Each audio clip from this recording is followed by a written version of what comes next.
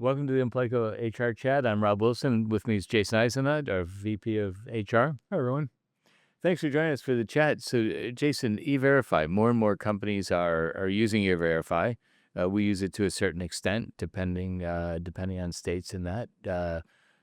So I thought it might be a good topic to talk about what employers need to know about E-Verify. Yeah, good point about the states. Why don't we start there? So there's no federal rule that requires private employers to use it. So it's really up to the employer, unless you're in a state like Arizona. And private employers in Arizona are required to use E-Verify. Florida, if Right, you're an Florida. employee, if you have at least 25 employees or more in Florida, you have to use E-Verify. So what it is it's an extension of the Form I-9. So the Form I-9 is something a document that all new hires complete, saying, let's say one of the check boxes, I'm a citizen of the United States. Fill out your information, your name, address, social security number. And then section 2 is where the employer should verify your identity by looking at your driver's license or passport or social security card, birth certificate, Right, filling that. and depending on what you have, the document you have, if you have a passport, you only need one. If you Right. don't have a passport, you have to use a One for- driver's license and a social security card. So there's a whole list of things. Someone one time at a trade show tried to use a prison card and a boat license. Wow. Not on the Creative. list. Not on the list. Not approved. But so it's required, and every now and then we run into prospects that we say, "How do you handle your I-9s?" And they say, "Well, I've never heard of that before." Yeah. So But since 1986, so it's been a couple of years. if some of our clients have employees hired before 86 and they're fine, but since any new hire since 86, this Form I-9 is required of all new hires. So that's fine. All companies across the country have to do this Form I-9, but it's the E-Verify that is optional for many employers. So that's an extension. So once I have the I-9 done, the employees filled out their section, the employers filled out their section. If I am a company who's using E-Verify, first I should be using it for all new hires. I can't pick and choose. I want to do E-Verify on that person, but not that one. Right.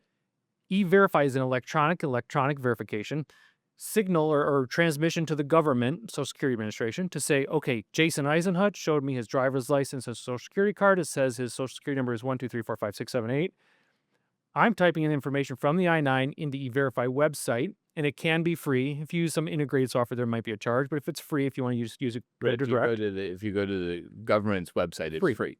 and then it would spit back information saying, yep, Jason Eisenhut, his social security match, perfect, you've been confirmed.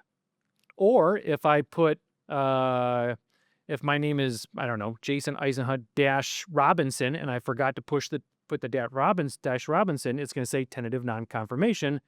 And then I, as the employer, need to go back to the employee to say, hey, there's some kind of mismatch here. Look Can at you? your ID Yeah. again, or correct it, or maybe you typed in the wrong. You were off a digit on the social Exactly security. right. You misread the 3 for 6 or whatever, and then redo it. And in some cases, it's going to come back and say it's rejected. Yes, exactly right. Yeah. So if this is the main reason why employers do this is to prevent employees who aren't documented or who stealing someone's identity. So if I'm Jason Eisenhut or if I'm Bob Robinson, stole Jason's identity, and I'm presenting Jason's documents I want to Photoshop and Social Security, and if I get a passport, now it's the picture's not going to match, or maybe the social's off.